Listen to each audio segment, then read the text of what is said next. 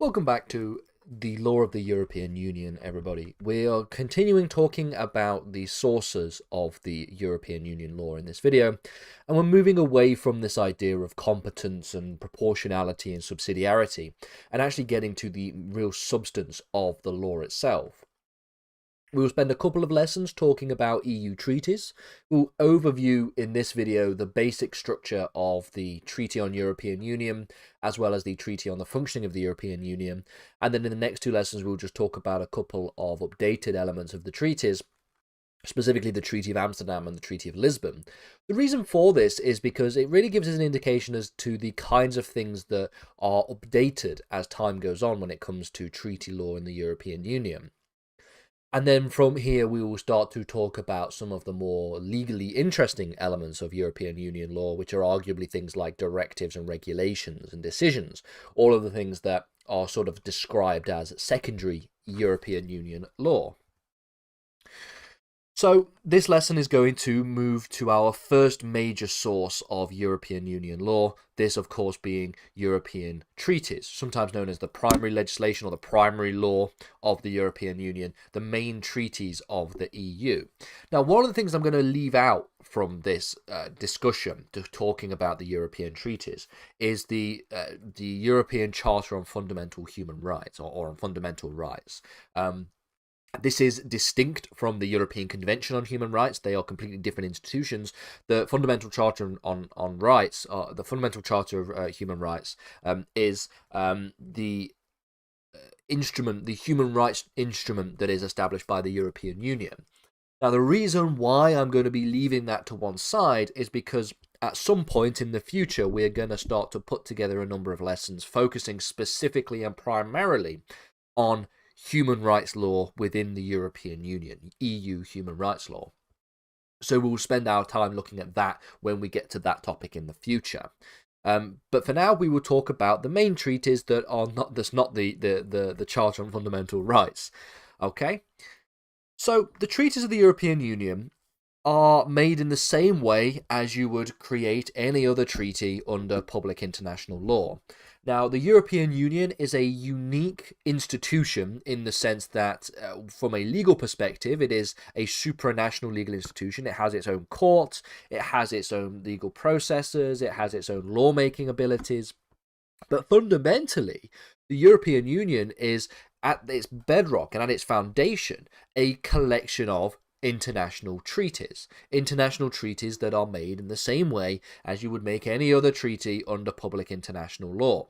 They have to adhere to the basic principles of the law of treaties as defined in customary international law or even in the Vienna Convention on the Law of Treaties. All of these different things are all part of the European Union treaty system. So when it comes to the creation of a treaty and the accession to treaties, member states of the European Union will negotiate. They will negotiate the terms of the treaties. They will then sign on to the treaties and then have them ratified as a way to make sure that we adhere to their principles. The treaties will have a signature date. They'll have a date as to when they are their entry into force, when they actually become valid treaties, become valid law. And this is actually, in fact, one of the major elements that relates to the accession of a member state to the European Union. We talked about this when we talked about the process of a new member becoming a part of the European Union. One of the things that they have to do is they have to sign on to and adhere to and ratify the fundamental treaties of the European Union. Now, the fundamental treaties of the European Union, the majority of primary EU law are found in two major treaties. Now, they've changed names over the years, and quite annoyingly, the provisions have changed as well, such that when we look at early cases in European Union law, we'll have reference to provisions and articles of treaties that are no longer the numbers. They've been renumbered to different articles subsequently. This is quite annoying, and the European Union is quite irritating for doing that, but fundamentally you'll get the hang of it. So the two treaties that represents the majority of primary European Union law are the Treaty on European Union as well as the Treaty on the Functioning of the European Union, the TEU and the TFEU. We've spoken about these at length already when focusing on the institutions of the European Union, when focusing on the concept of competences within the European Union, the idea of proportionality and subsidiarity, etc., etc. So you should be familiar with these treaties already, and so these treaties represent the majority of the substantive primary law that exists within the European Union. Now, any other subsequent treaty, the Treaty of Amsterdam and the Treaty of Lisbon, for example, or the Treaty of Nice, are treaties that modify and make adjustments to some of the basic provisions within these two major fundamental treaties. The only exception to this, of course, is the fact that we have the Charter on Fundamental Rights, which is, again, as I've mentioned at the start of this video, something that we'll spend some time looking at in the future. But for now, let's just go into and examine the basic structure of these two treaties. I think it's good, and I think it's important to just take a basic overview of how these two treaties are structured and the kind of things that each of these two treaties actually regulate. The reason for this is it gives you an idea of what these two treaties are actually for, their purposes, but it also gives you an idea of where to look for certain things depending on the kind of thing you're talking about. So you'll see what I mean as we get to it. Let's begin then with the first of these, the Treaty on European Union, the TEU. The Treaty on the European Union contains the majority of principles that relate to ideas of a quite significant constitutional importance of the European Union. The European Union is said to have, and you could argue it has, a constitutional law. It has a constitutional framework, the relationship between the states and the people, and the relationship between the states and the Union itself. So issues relating to democracy, human rights to an extent, of course. Now, the Fundamental Charter has far more provisions and relations to the idea of specific and substantive human rights, but it relates to human rights to an extent. But also the major functions and powers of the major institutions of the European Union. These are all regulated by the Treaty on European Union. These are what can be described as constitutional issues, okay? It is divided into 6 major titles, and you will see that these 6 major titles relate to these issues and these ideas. The first one is just basic common provisions. The second one is provisions on democratic principles. So thinking about the ways in which the European Union seeks to be democratic and representative of the people of the member states. Title 3, relates to the provisions on institutions, the institutional measures, the ways in which these institutions operate, the ways in which these institutions are regulated. We've talked about the institutions in previous lessons, and so the result of which is, of course, we have cited the Treaty on European Union at multiple points. Provisions on enhanced cooperation, the ways in which the Union and the member states within the Union have deeper cooperation and deeper relation between each other from a legalistic perspective. General provisions on the Union's external action, as well as final provisions, okay? So if you are thinking about referencing a treaty, or you need to talk about a treaty, and it is in relation to an exam question, or it's in relation to an issue, or just a general question about some of the basic constitutional overview provisions of the European Union, things like democratic principles, things like institutional principles, things like enhanced cooperation, then your best bet is to begin by looking through and examining the Treaty on European Union. So with that being said, what does the Treaty on the Functioning of the European Union do, the TFEU? Well, the TFEU is a major source, a second major source of the constitutional legal system of the European Union. But what it does is it focuses more on some of the substantive principles of policy, and some of the substantive areas of regulation that the European Union seeks to adhere to. It was previously known as the Treaty Establishing the European Community, and you'll see from looking at its content, it looks at more the internal and technical elements of EU regulation. The TEU, the Treaty on European Union, focused on things like democratic principles, enhancing democracy, enhancing cooperation, the regulation of the institutions of the European Union, the ways in which they relate to each other and relate to the member states, all of this kinds of stuff. But this stuff focuses on specific regulations that the European Union has explicit competence over. So the single market, for example, economic and monetary policy, which sort of forms and fits into the single market to an extent, financial policy, and competition law as well. It also regulates things like transport, fisheries, and agriculture. And so the result here is that we have quite a substantive document that regulates the principles of the TFEU. And this is why we've had to shrink the font size for a start. Part 1 talks about principles, begins with principles. Part 2 gives us the first indication when we start to think about some of the principles of the single market. Now, the single market is regulated far more heavily later on in the TFEU, but things like non-discrimination and citizenship within the European Union is regulated at the Part 2 level of the TFEU. We then get to Part 3, which regulates union policies and internal actions. Like I said, it deals with the internal functioning of the European Union. So, Title 1 of Part 3 deals with provisions relating to the internal market, the single market, the free movement of goods, which is one of the key main elements of the single market. Remember, the 4 freedoms of the single market are the free movement of goods, free movement of people, the free movement of capital, and the freedom to provide services and establishment. Okay, these are the sort of the 4 principles, the 4 freedoms. Title 3 deals with agriculture and fisheries. We probably might get to agricultural policy and the common fisheries policy in future lessons time on EU law. Potentially if we do some lessons on European environmental law and environmental policy. Potentially we'll get to looking at agricultural policy and fisheries policy in more detail there. We then get to Title 4, which relates to the rest of, as you will, the 4 freedoms. We have the free movement of workers, the freedom to provide services, and the free movement of capital.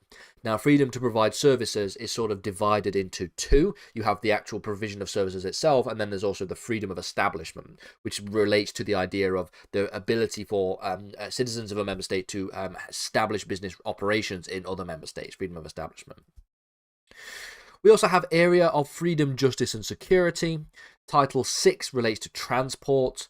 Title 7 is a very important element of European Union law. This is specifically in relation to EU competition law. Okay, competition law is something that we'll get to in future lessons time, I promise. And this talks about common rules on competition, taxation and approximation of laws. Title 8 relates to economic and monetary policy. Title 9 to 15 relates to employment, social and consumer policy. Title 16 to 24, I believe. It's really testing my knowledge of Roman numerals here. 16 to 24, I believe, it relates to networks, industry, environment, and energy. And then Part 4 relates to association of overseas countries and territories. Part 5 relates to external action by the Union. Part 6 talks about institutional and financial provisions. And then Part 7 is finally examining general and final provisions. So as you can see, this treaty is far more substantial when we talk about the ways in which it regulates the real nitty-gritty of European Union regulation and policy. And as such, when we look at the European Union and EU law, we will sort of shift as time goes on from looking at the Treaty on European Union to looking at the Treaty on the functioning of the European Union. So as time goes on, and as we move away from looking at specifically the institutional and constitutional elements of the European Union, the lawmaking, the institutions, all this kind of stuff, and as we move into looking as time goes on at EU single market law, as well as the European competition law, European environmental regulation, European financial law, European company law, all of these kinds of questions and all of these kinds of subjects, we will shift away from the TEU and start to focus on the Treaty on the functioning of the European Union in more detail. Welcome back, everybody, to the Law of the European Union. Now, in this potentially quite brief lesson, what I want to do is just touch on one of the interesting developments in the treaty law that takes place throughout the end of the 1990s, and we go into the early 2000s as well, when we start to talk about other treaties that begin to develop. This being the Treaty of Amsterdam. Now, I'm going to basically do two videos in this regard. I'm going to do a video on the Treaty of Amsterdam, and I'm going to do a video on the Lisbon Treaty, the Treaty of Lisbon. Now, this isn't necessarily because these two stand out as significant developments in the law, although I would argue that Lisbon probably does actually, in fact, but rather just to give an indication of not only the motives for the development of new treaties, but also look at some of the basic changes that were had and that were made by these two pieces of treaty law. And this gives us an indication as to the kind of things that really were in the back of the minds of the legislators and the member states when these treaties were being established. And so these videos just essentially act as a little bit of a subsidiary, a little bit of an additional conversation to be had in relation to these pieces of treaty law. And then in the next few videos, what we will do is start to talk about the other forms of law, the other sources of law, and the process by which law is made. So the Treaty of Amsterdam is a treaty that was established in 1997, and we're essentially going to just talk about it in more detail in this video. So one of the things that we see as being one of the motivations and the rationales for the establishment of the Treaty of Amsterdam was the anticipated expansion of the European Union. It was almost seen by legislators and by the heads of states of each of the member states that when we see the fall and the collapse of the Berlin Wall and then the broader collapse of the Soviet Union in the end of the 1990s, the end of the 1980s, we would see that it was almost expected that over the course of the 1990s there would be a process by which the European Union would expand into some of these ex-Soviet, states, ex-Warsaw Pact states, should I say? I forgot the name of the alliance for a second. Warsaw Pact. And this did happen. Now, it happened in two stages. The first stage was in relation to the end of the 1980s into 1990s, but then the real enlargement of the European Union would take place where we go further east into the early 2000s, which is really where we start to think about the Treaty of Lisbon, which we will get to in the next lesson. So against this backdrop, against this background of the general anticipation towards towards an expansion of the European Union, we get the Treaties of Amsterdam and the Treaties of Nice. The enlargement of the European Union, therefore, required, according to the member states and the people who were in charge of the European Union at the time, required both institutional reform as well as greater flexibility within the Union. And this is what the Treaty of Amsterdam, and to a lesser extent the Treaty of Nice, actually did. So with that being said, let's just finish off by thinking very briefly about some of the key provisions which were established by the Treaty of Amsterdam. Okay, the treaty itself comes into force just before the turn of the new millennia in 1999. So just like with any treaty, you have a signing or an establishment in which the treaty is formally created, and then there is a sort of entry into force period whereby the actual application of the provisions aren't actually applied until this extra date.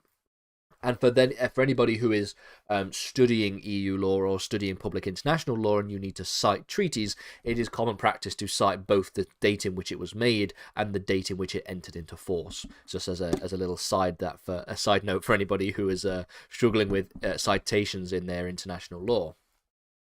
So some of the key provisions here included the renumbering of the EC Treaty and the treaty on European Union.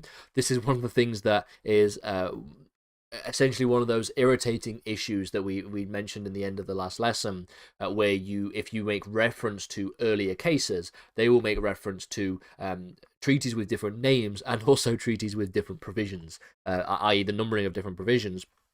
And so you have to sort of translate the older provisions into the newer renumbered provisions. You can blame the Treaty of Amsterdam for that issue.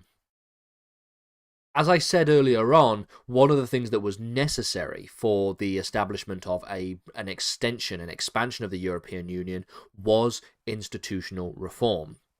don't forget, for the significant period of the European Union, it was created and established over the course of many, many decades, but in and during the Cold War. And so in and during the Cold War meant that there was a significant limit to the expansion of the European Union. It would have been expanded all the way up to the Warsaw Pact, and essentially from there, all of those Soviet satellite states would not ever have become members of the European Union.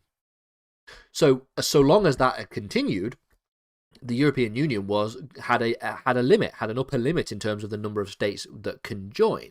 But then with the collapse of the Soviet Union, then there's a whole host of new states all across Eastern Europe that can now become members of the European Union. And you see, even to this day, for the most part, the states that are in the process of joining the European Union, or in the process of, or maybe in the process of joining the European Union, the various different stages, are states in Eastern Europe. And so there's a couple that exist in the Med, but for the most part, it's states like Ukraine, for example. And so you can see that this is obviously a byproduct of the fact that for the most part, and for the majority of the history of the European Union, there was this limitation in the number of states that could essentially be added to the mix. And so there were institutional reforms. These institutional reforms extended the idea of co-decision, i.e. the ways and the processes by which decision-making was done. They also extended something known as QMV. QMV stands for Qualified Majority Voting. The Qualified Majority Voting system is the electoral voting system through which secondary legislation is established in the various different institutions. We'll get to how QMV works in future lessons and where it is applied, but just to note that QMV is extended and amended in this treaty. You also have fundamental principle amendments to the principle of subsidiarity. Remember from earlier lessons, subsidiarity refers to the idea of where there is not explicit competence that the European Union may have over a particular area of policy or a particular area of legislation. They can still regulate if it is seen that a state on its own would be unable to be able to have the same effect as the European Union in creating that legislation. And so as a result of which, you sort of provide something of an exception to the idea of competence with the principle of subsidiarity. There was also an introduction to the concept of, quote, an area of freedom, security, and justice, and this was agreed to be established gradually. One of the major areas of new policy and new competence legislation that the European Union has slowly encroached on the member states is areas in relation to security and justice. You will see that this is the case when we look at the impact of the war on terror and 9/11 in the early 2000s, when we look at a series of lessons examining the history of the European Union. But one of the things that we increasingly see is that when it comes to criminal justice, when it comes to security arrangement, when it comes to dealing with terrorism, the European Union is increasingly taking further and further steps to solidify their role in that process. And we will get to that in future lessons time as well, as I've mentioned. They introduced new provisions on employment and social policy. Again, these are things that we will look at in the future when we look at the single market in more detail, the free movement of workers. But we will also potentially do a series of videos on EU employment law, which would be quite interesting to examine. And then the final thing is that they incorporated the Schengen agreements into the EC Treaty. The Schengen agreements, of course, establishes the Schengen zone, the Schengen area, which is, of course, that area of the European Union where there is a borderless, frictionless ability for an individual to travel across member states. So, for example, you can go from Portugal all the way up to the other side of, into Eastern Europe, all the way to the other side of Europe itself, without needing to ever have your passport checked. The reason for this is because of the fact that these areas are in the Schengen zone.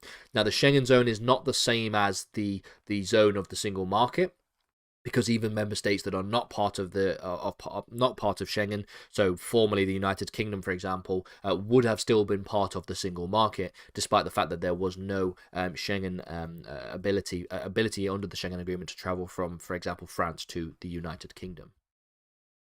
Welcome back, everybody, to the Law of the European Union. In this video, we are continuing talking about various different treaties that exists within the history of the European Union, the context of European Union law.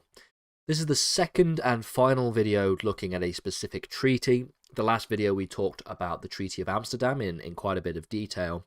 This video will spend some time looking at the Treaty of Lisbon.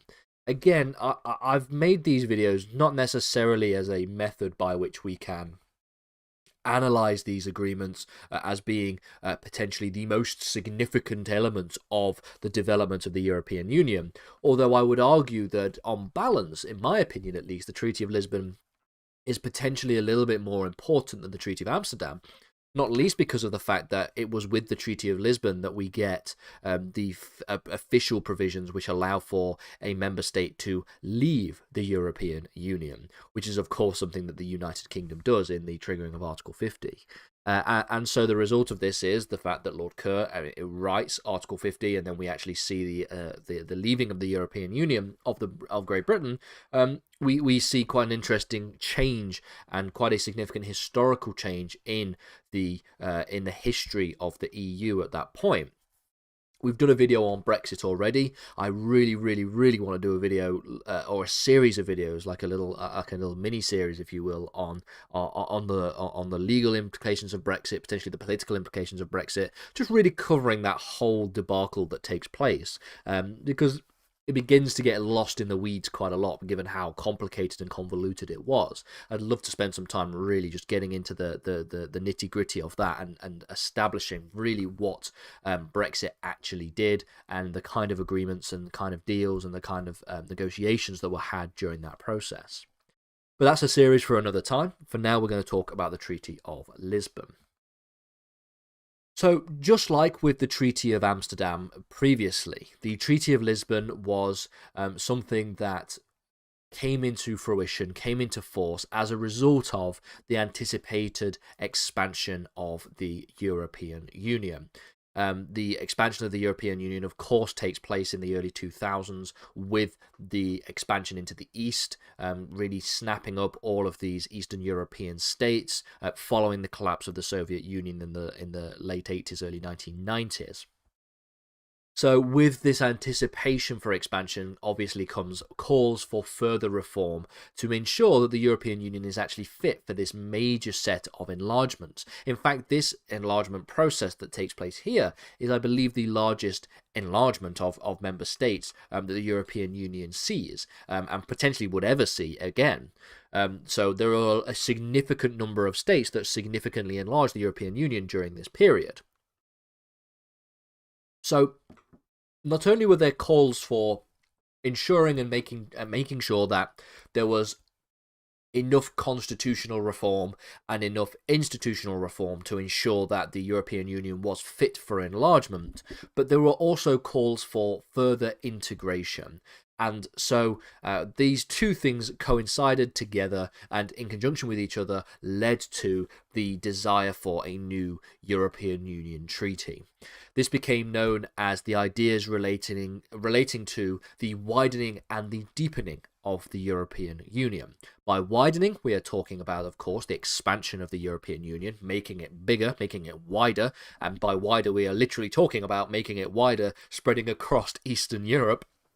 And then by deepening, of course, we're thinking about further integration, deepening the ties that all of these member states have to each other. Remember, the European Union begins as an idea, at least at the end of the Second World War. There were some ideas that took place prior to this, but at least at the end of the Second World War, it was an idea that essentially just represented a desire to merge certain industrial economies and the specific industrial policies of those economies together to ensure that warfare does not take place again in the same kind of vein that it did during the Second World War. That's what the coal and steel agreement was, or steel and coal.